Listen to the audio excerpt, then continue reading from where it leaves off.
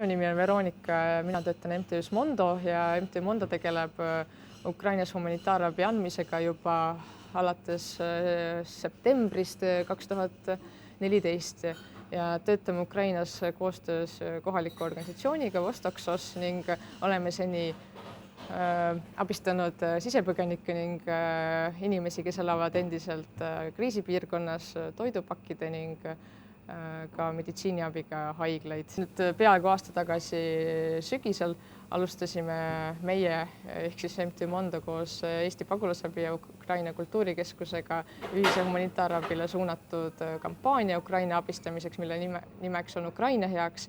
Alustasime annetuste kogumisega ja kogume need siiamaani.